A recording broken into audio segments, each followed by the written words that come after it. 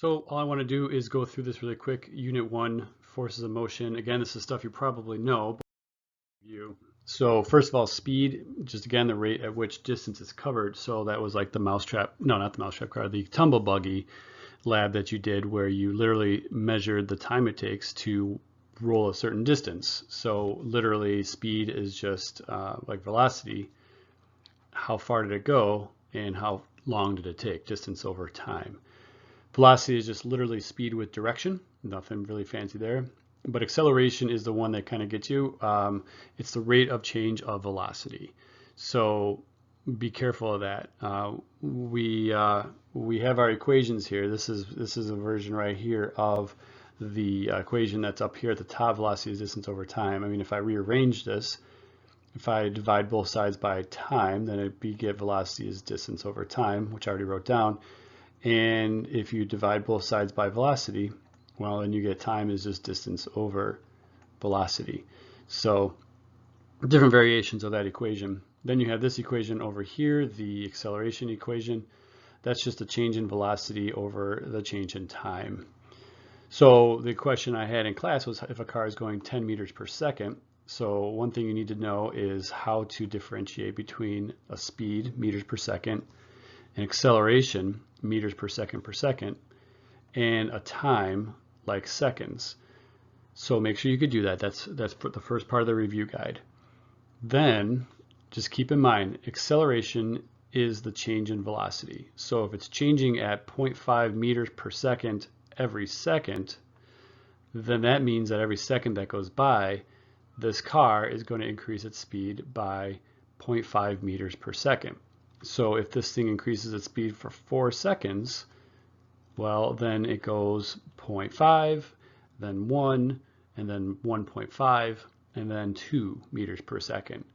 And so because of that, like I said, 0.5 meters per second, and then another second goes by, you get another half a meter per second, so you're up to 1, and then you get 1.5 meters per second, and then you're up to 2 meters per second after 4 seconds goes by.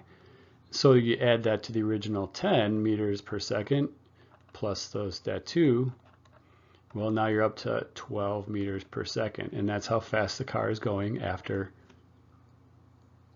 4 seconds. For the second part of our unit, we're talking about free body diagrams and vectors. So just go back and review all the forces that you can possibly think of. There's that list with the notes on the OneNote. So friction, applied, normal, make sure you know what those are. Of course, air resistance, tension, all those. Okay. And then make sure you're able to draw free body diagrams. When you do that, again, it's in the notes, the same notes actually, you make sure you represent everything with just a plain box. And when you draw the arrows, you start with the arrows. Again, what I like to do is think, all right, is gravity involved? Probably. So you can draw gravity, you can draw an arrow representing the force of gravity pointing down. You want to label that force of gravity. Now you could write the entire word, you could write G, but you have to write the capital F to show that this is a force. Also make sure your arrows are touching the box like I did. The next question I ask, is there something balancing out gravity? Well, if we have a car that's speeding up, that tells me that it's on the road, and the road is definitely canceling out gravity. So once again, I'm going to start by touching the box. I'm going to draw an arrow that is the exact same size as the gravity. And since that's the road, that is the normal force, and that's balancing out gravity. Now it's speeding up, and I don't say if it's to the left or to the right, so I'm just going to, in this case, I'm going to say it must be speeding up to the left. All right. Why is it speeding up? Because there is an applied force by the motor. The motor is applying a force, and so it speeds up. Now, it doesn't say to ignore air resistance and friction, and so there's always going to be air resistance and friction, but since it's speeding up, I want to make sure that I represent the fact that the applied force is going to be greater than any frictional forces. So I draw an arrow to represent the frictional forces, and I'm going to make it smaller than the applied force. When all the forces acting on it are balanced, well, that just means that it can mean anything. It basically means that the forces down are equal to the forces up. And it just basically says that velocity won't change. And that could be anywhere from, it could be 0 meters per second, or anything else. So it could be 0, which means it's at rest. But the fact is that if all the forces are balanced, then the velocity won't change. There's no acceleration. In fact, I'm going to write that. No acceleration. Okay? An acceleration is the change in velocity.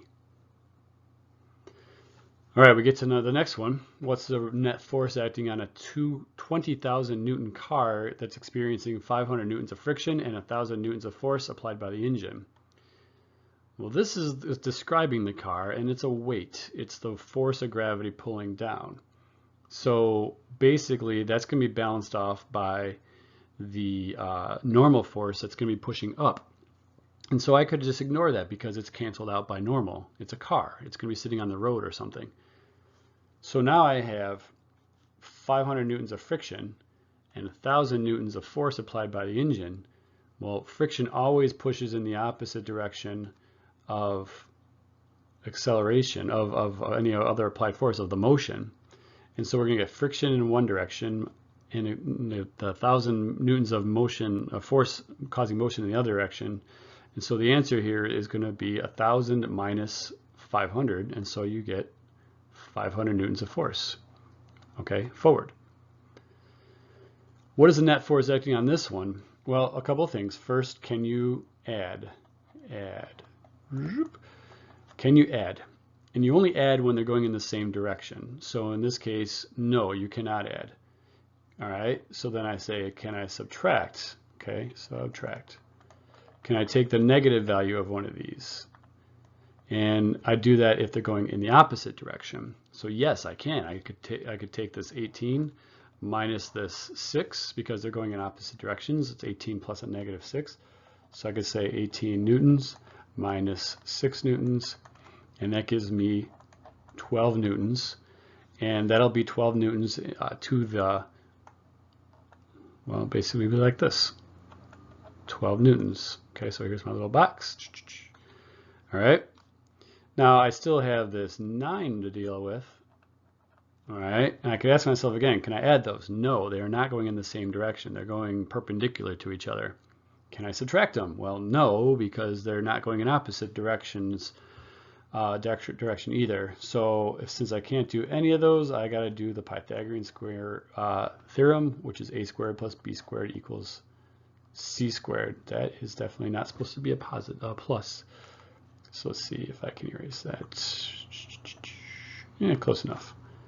A squared plus b squared equals c squared. And in this case, I would have to do the 12 newtons squared plus the 9 newtons squared. And that's going to give me my side squared.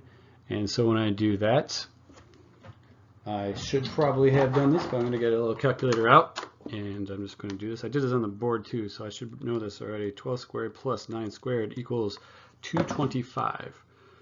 All right.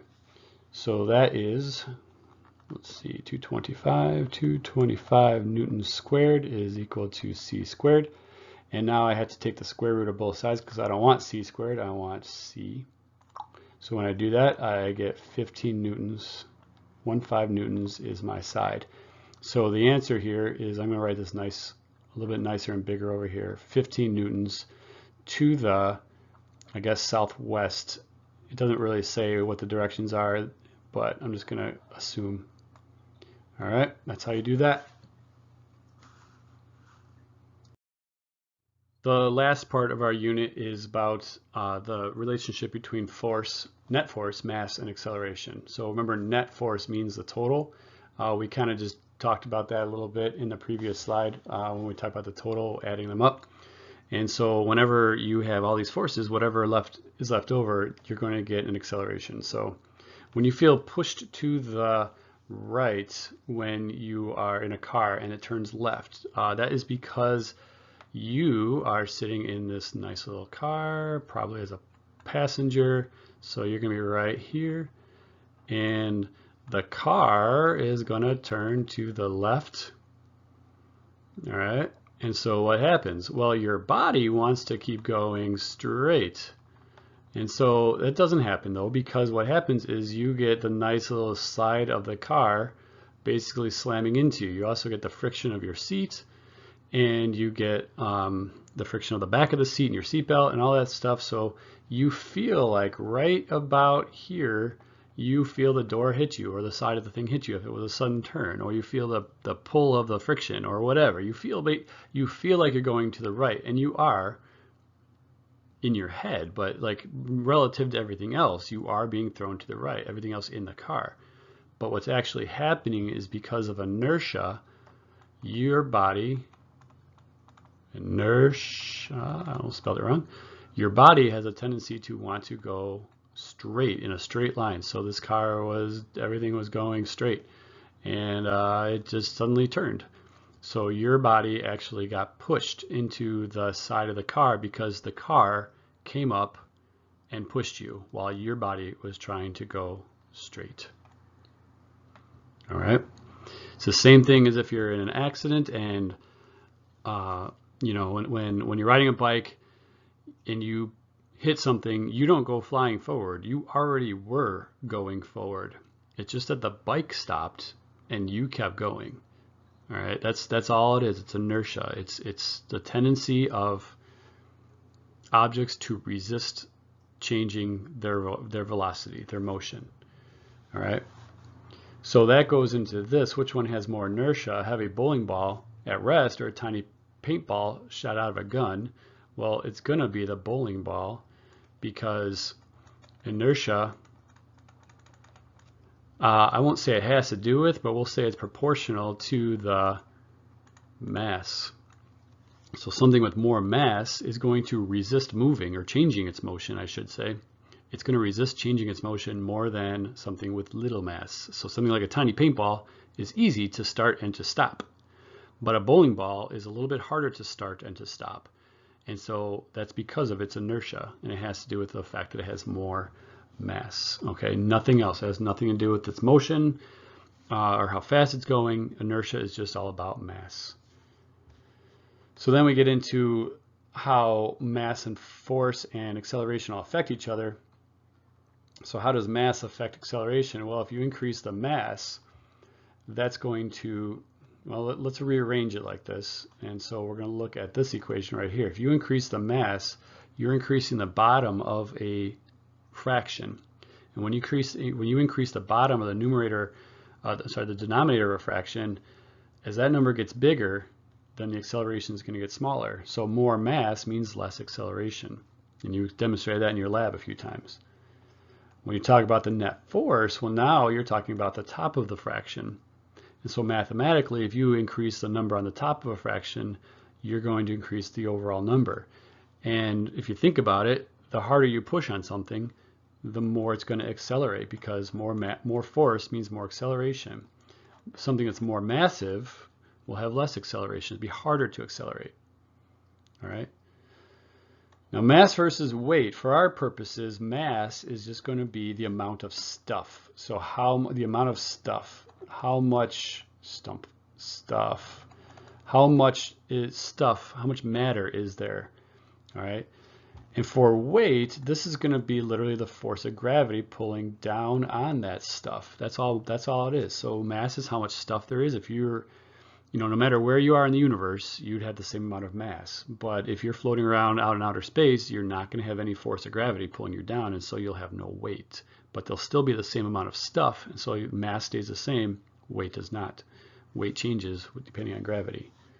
And that brings us to our last equation at the end here. The force of gravity, also known as weight, is equal to the mass times g. And this g is over here. Remember, whenever you talk about weight, just think about 9.8. All right.